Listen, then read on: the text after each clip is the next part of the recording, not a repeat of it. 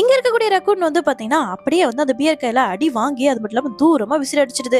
ஆக்சுவலா என்னச்சு அப்படின்னு கேட்டீங்கன்னா இந்த பிரிட்ஜை வந்து கிராஸ் பண்ணி போறதுக்காக ஒரு பியரும் அது மட்டும் இல்லாம ஆப்போசிட்ல ஒரு டீரும் வந்து நிக்குது. சோ இது ரெண்டும் வந்து பாத்தீங்கன்னா ஒருத்தர் விட்டு கொடுக்காம நீ முதல்ல போ இல்ல நீ முதல்ல போ எனக்கு வழி விட அப்படி சொல்லிட்டு சண்டை போட்டுட்டே இருக்க. இந்த டீர் வந்து பாத்தீங்கன்னா வெளி விடுறதுக்கு ஒத்துக்கவே இல்லை. சோ இந்த பியர் வந்து பாத்தீங்கன்னா நான் வந்து இந்த பக்கமா போக முடியாது கண்டிப்பா நீ தான் வந்து போகணும் அப்படி சொல்லிட்டு சண்டை போட்டுட்டு இருக்காங்க. இப்படி ரெண்டு பேரும் வந்து ரொம்பவே வந்து சண்டை போட்டுட்டு இருக்க சமயத்துல பின்னாடி ஏதோ சத்தம் கேக்குது. யாருன்னு பாத்தீங்கன்னா அந்த இடத்துல ஒரு ரங்கூன் வருது.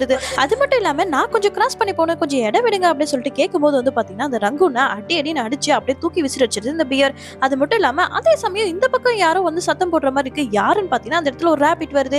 அந்த ரேபிட் வந்து பாத்தீங்கன்னா டியர் கிட்ட வந்து கேக்குது எனக்கு இந்த பக்கம் போகணும் அப்படின்னு சொல்றதுக்குள்ளேயே வந்து பாத்தீங்கன்னா அதை அடிச்சு தூக்கி விசிற அடிச்சிடுறாங்க. பட் அப்பயே இவங்களோட சண்டை வந்து முடிஞ்ச மாதிரி இல்ல. சோ ஒரு பக்கம் பிரிட்ஜை வந்து இவங்க ரெண்டு பக்கம் வந்து கட் பண்ண இவங்க நடுவுல இருக்கவங்க கீழே விழுந்துடுறாங்க. இதுக்கப்புறம் வந்து பாத்தீங்கன்னா அந்த ரெண்டு பேரும் வந்து சேஃபா வந்து பிரிட்ஜை கிராஸ் பண்ணி போயிடுறாங்க.